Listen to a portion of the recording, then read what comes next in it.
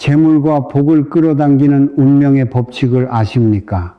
평생 자식만을 위해 뼈 빠지게 일하고 모든 것을 바쳤지만 늙어서는 돈 한 푼 없이 버려져 차가운 방에서 홀로 눈물 짓는 노인들이 왜 이리도 많을까요?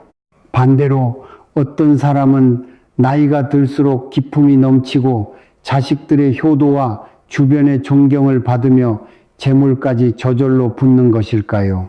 이 모든 것은 우연이 아닙니다. 바로 인과응보, 인고잉보, 즉 스스로 지은 업예배 결과입니다.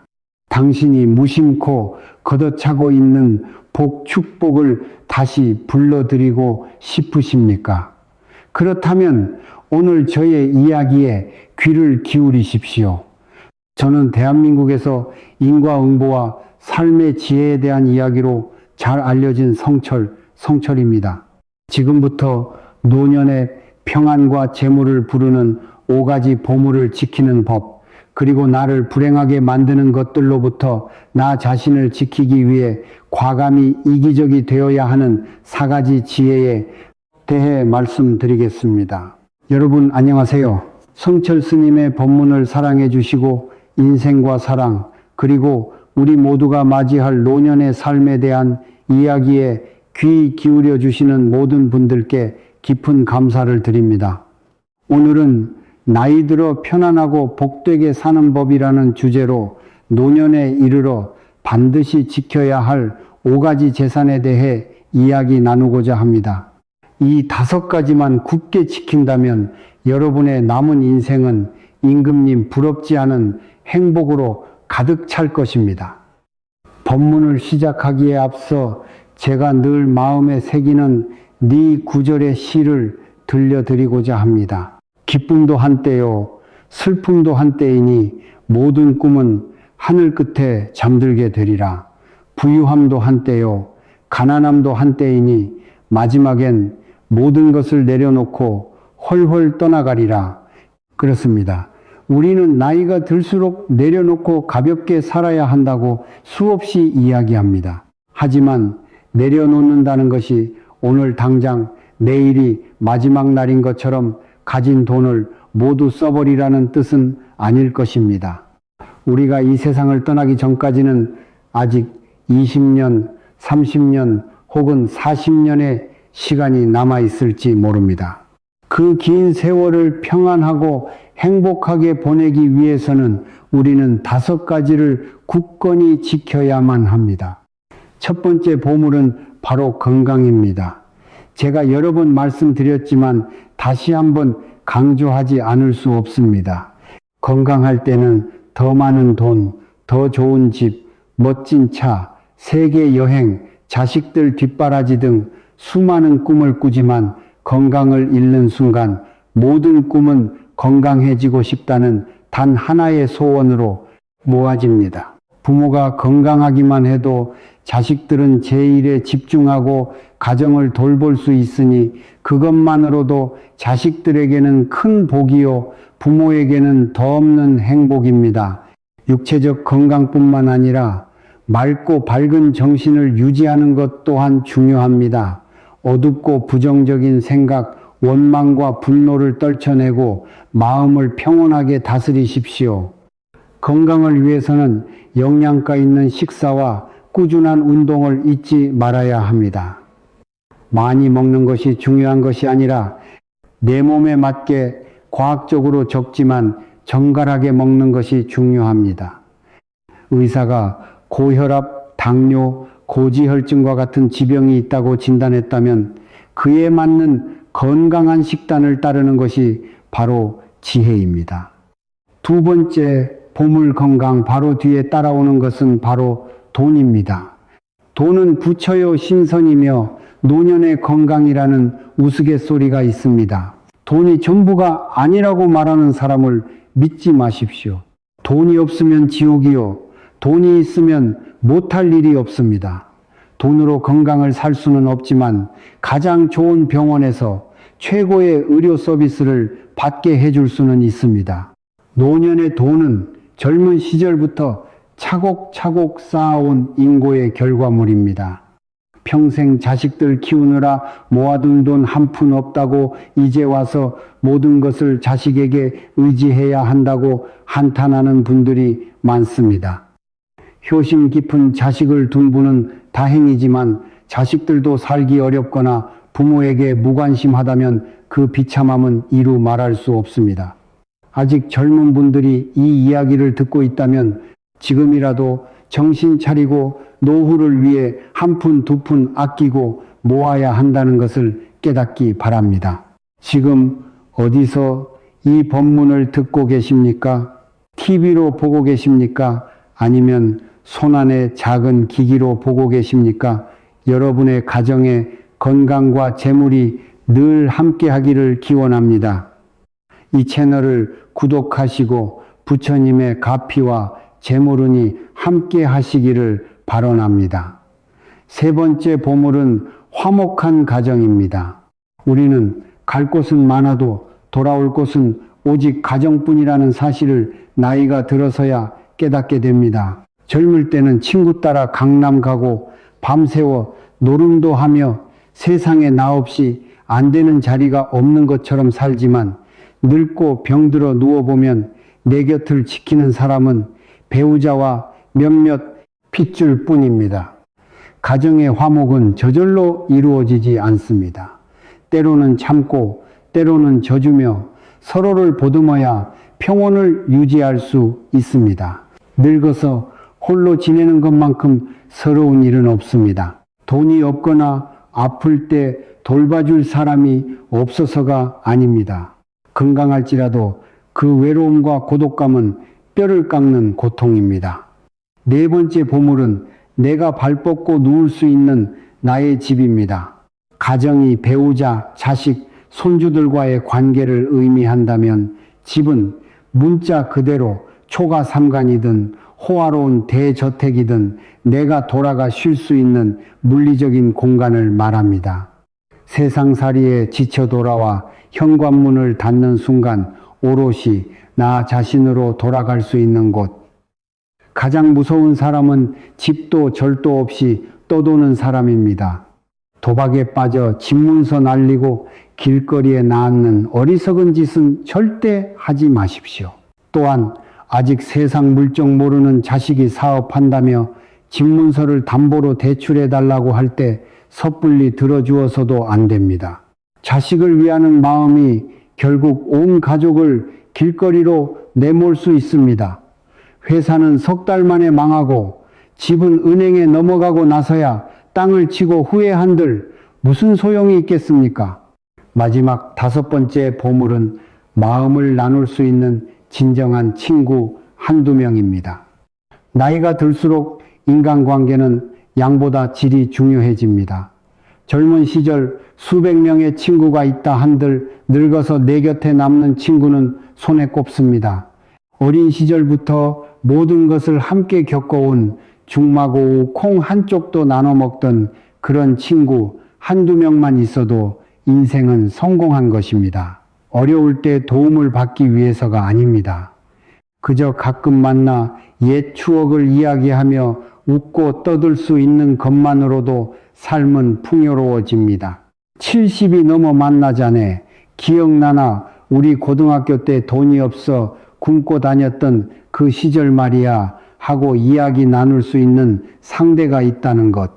자식이나 손주들은 결코 이해할 수 없는 그 시절의 이야기를 나눌 수 있다는 것이 얼마나 큰 기쁨인지 모릅니다.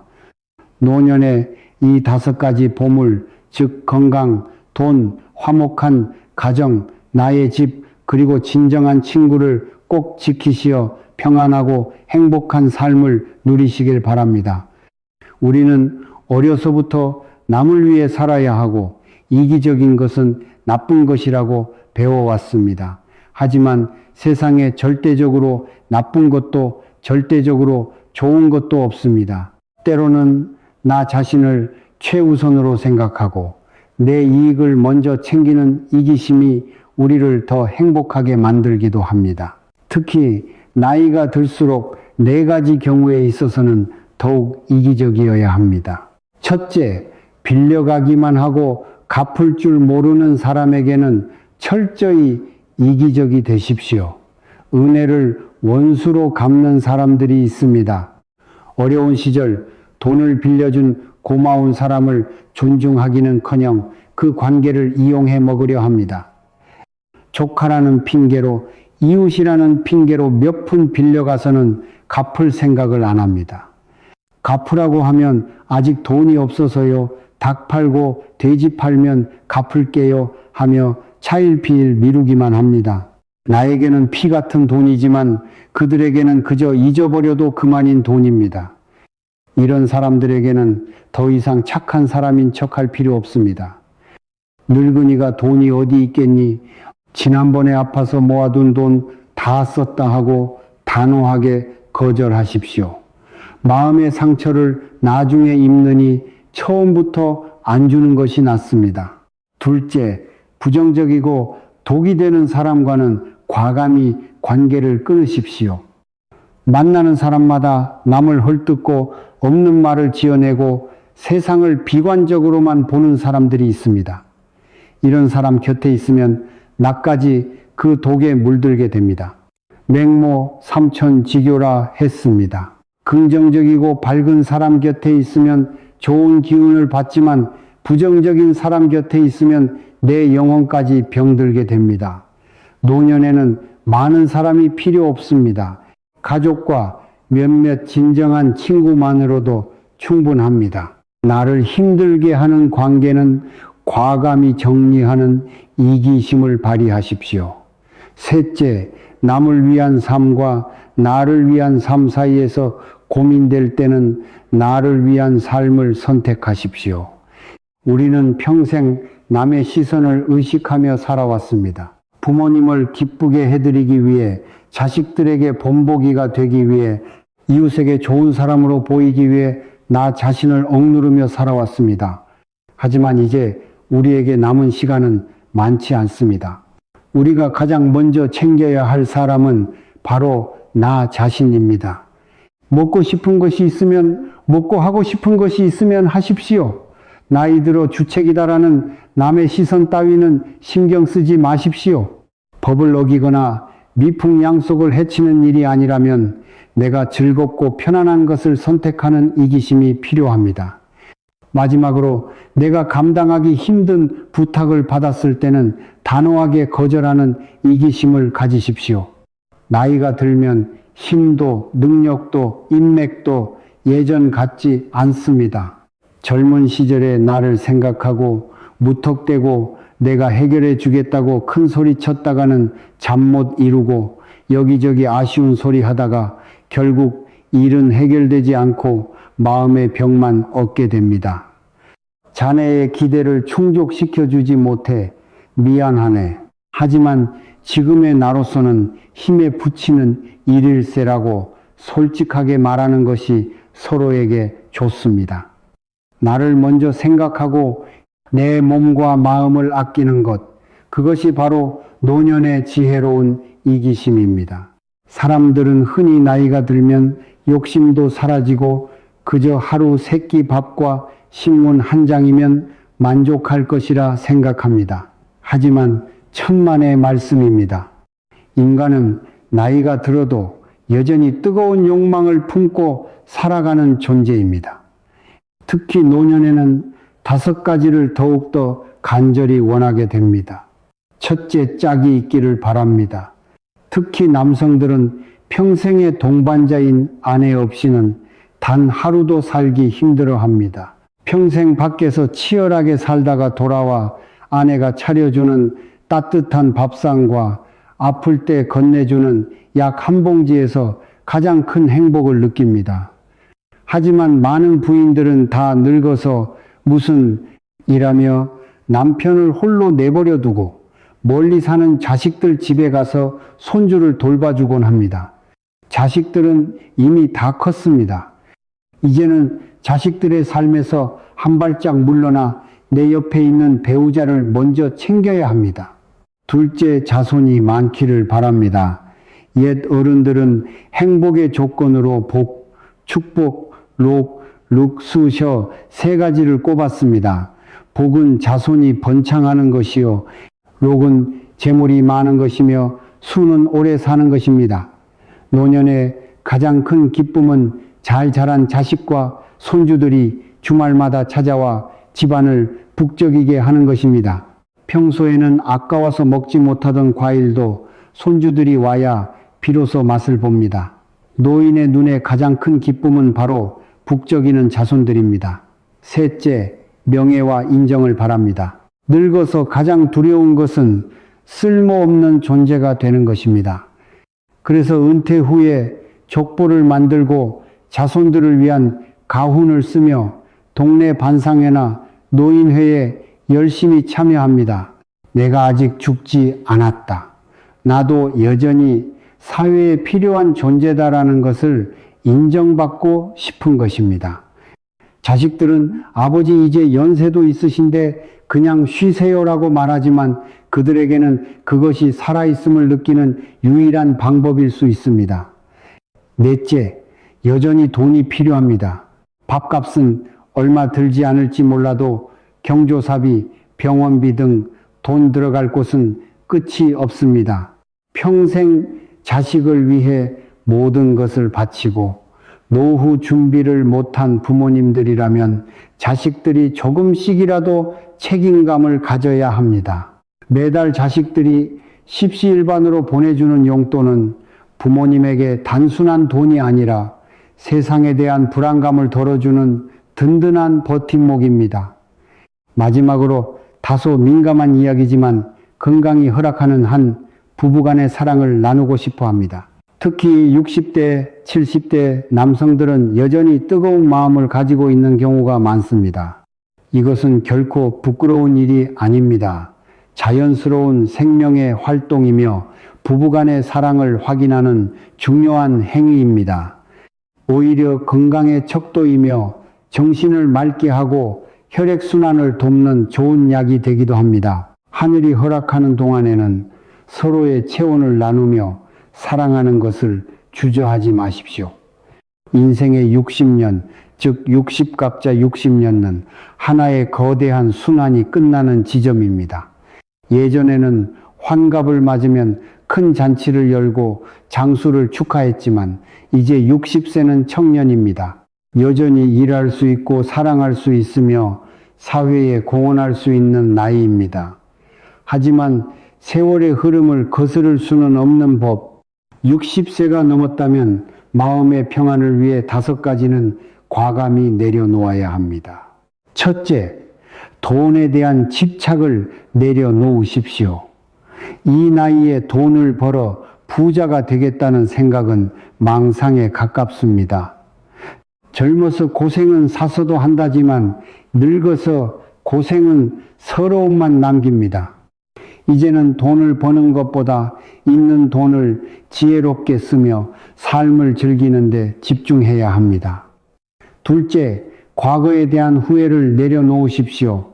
그때 그 땅을 샀더라면 그때 그 사람과 결혼하지 말았어야 했는데 와 같은 후회는 아무 소용이 없습니다. 과거는 이미 지나가 버린 환영일 뿐입니다. 과거라는 신성한 사원에 갇혀 살지 마십시오. 사원은 가끔 찾아가 추억에 잠기는 곳이지 우리가 살아야 할 곳은 아닙니다. 셋째, 옛사람에 대한 미련을 내려놓으십시오. 옛 애인 이혼한 전 배우자에 대한 이야기를 자꾸 꺼내는 것은 현재 내 곁에 있는 사람에게 상처를 주는 일입니다. 과거가 아무리 아름다웠다 한들 돌아갈 수는 없습니다. 지금 내 옆에 있는 사람에게 감사하고 현재의 행복에 충실하십시오. 넷째, 권력에 대한 욕심을 내려놓으십시오. 늙어서 힘을 자랑하는 것만큼 어리석은 일은 없습니다. 노인회장 자리 하나를 두고 이전투고하는 모습은 추하게 보일 뿐입니다. 직함이 주는 권력보다 살아오면서 쌓은 지혜와 덕으로 사람들의 존경을 받는 것이 진정한 명예입니다. 마지막으로 과도한 성욕, 식욕을 내려놓으십시오.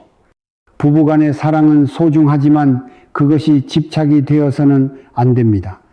15년 된 낡은 자동차처럼 우리 몸도 아껴 써야 합니다. 65세의 나이에 35세의 젊은 애인을 만족시키기 위해 약물에 의지하고 결국 건강과 명예를 모두 잃는 어리석음을 범하지 마십시오. 당신이 젊은 애인에게 버림받고 병들었을 때 당신 곁을 지켜줄 사람은 결국 조강지처와 자식들 뿐이라는 사실을 잊지 마십시오. 마지막으로 여러분께 묻고 싶습니다. 여러분은 지금 어디서 몇 살의 나이로 이 이야기를 듣고 계십니까? 부디 오늘 저의 이야기가 여러분의 남은 인생을 더욱 평안하고 복되게 만드는 작은 등불이 되기를 바랍니다. 여러분과 여러분의 가정에 늘 부처님의 자비와 광명이 함께 하기를 축원합니다. 이 영상을 보고 계신 여러분은 지금 몇 살이신가요? 오늘 제가 들려드린 이야기 여러분은 어떻게 들으셨나요? 저는 여러분의 삶에 늘 평안과 행복이 가득하기를 진심으로 기원합니다. 오늘 함께 나눈 이 지식을 통해 여러분은 어떤 새로운 생각이나 느낌을 갖게 되셨는지 정말 궁금하네요. 댓글로 여러분의 소중한 의견을 자유롭게 나눠주시면 저에게는 정말 큰 힘이 될 것 같습니다. 마지막으로 이 영상을 보시는 모든 분들이 항상 몸도 마음도 건강하시고 하루하루가 평안으로 가득하시기를 다시 한번 진심으로 바라겠습니다.